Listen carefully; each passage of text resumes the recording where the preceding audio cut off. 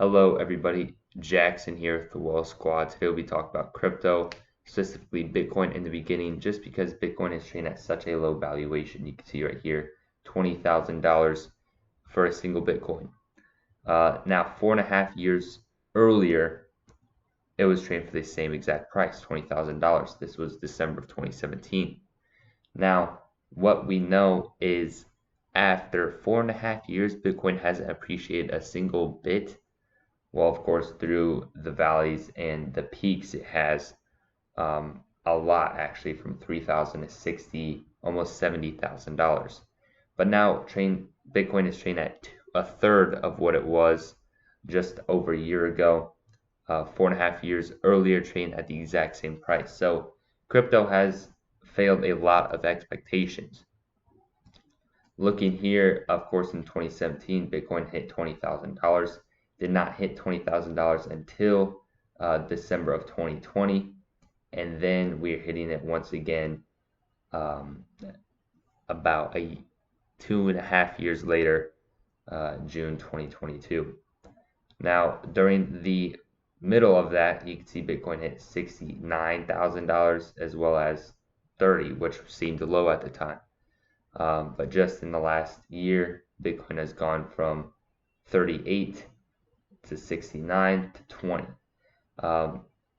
Year to date, Bitcoin is down a tremendous amount. We could see from 46,000 to 20,000, down 55%, on par with stocks like Facebook or Alibaba or PayPal, those types of decimated large companies. Of course, Bitcoin isn't a company, it's more like an intrinsic asset belonging to the crypto space. But off of the off of the all-time high compared to the price right now, we're down 70%. Now, back during the 2017 times, from the very peak to the very lowest amount, Bitcoin was down around 83, 84%. To see that once again, we would see prices of, we'll have to go down even more,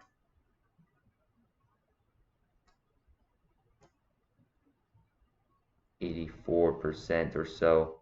We'd see prices of just above $10,000. So we'd have to get cut in half once again here. Who knows if that's likely or will even happen. I think $20,000 for a single Bitcoin is not very expensive considering the economic times that we are in. Inflation at a 40-year high. Unemployment is rising. Poverty has never been higher in the middle-class American regime. And the savings rate is at the very lowest it's been since before COVID. We are not at a very strong economic time right now, but Bitcoin is one of those things that can outlast what you would consider an economic hard time, because one, it is not tied to the United States at all through different federal funds and all that. The government doesn't mess with it. A single entity does not mess with Bitcoin. Bitcoin is decentralized. It's mass. Anyone could use it in the world. What I'm trying to say. So not the government of the United States could do anything to stop it, unless you could ban Bitcoin. But there's always ways around that. What I'm trying to say is Bitcoin is not going away. Sure, $20,000 may seem cheap. It may seem expensive here soon, or it may seem super, super cheap here soon. We don't know the price action of Bitcoin. All we know is in the next 5 years, it will not be $20,000. It will be significantly more. Now let's check on Ethereum. Ethereum, you can see right here, is trading for $1,000, a ridiculous cheap amount, but we're at the same price as it was in 2017. Below that, so Bitcoin hit 1,400 back in 2017. Now we're trading at $1,000. Last time it hit $1,000 was January 2021. So in a year and a half later, and we're back at the same price after almost $5,000 Ethereum. So we're down around 80% for Ethereum. Let's check exactly what happened back in 2017. down 94% at the lowest. And for that to happen again, we would see prices of $250. Right now we see 1,000. So we'd have to get just 3/4 of our price shaved off in order to go back to the 2017 similar situation.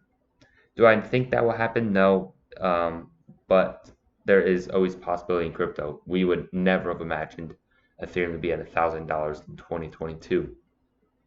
And of course, all the other cryptocurrencies I'm tracking right here have all getting slammed lately. We can check Ripple. Let's just do this back to the 5-year chart. Why not? Has never recovered from 2017. Sushi hasn't been around for too long. Neither has Solana, but of course it was once almost $300 and it's now $30. Matic was once almost $3, is now 39 cents. Chainlink was once $52, now $6. Phantom $3.50, now 23 cents. Ethereum almost 5,000. Polkadot once in the 50s, now below $10. Crypto.com once worth $1, now worth a tenth of that. We've talked about Bitcoin Avalanche at $15, once worth $150.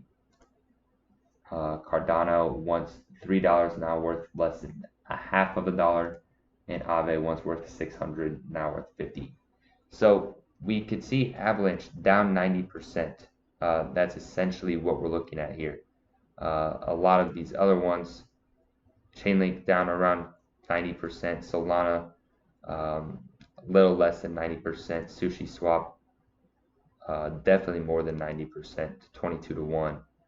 Ethereum down 80%, Crypto.com down almost 90%. Bitcoin is doing the best out of all of these because number one, it's the oldest. Number two, it's the largest. And number three, it's the most trusted. It's been around for the longest, which ties in with number one.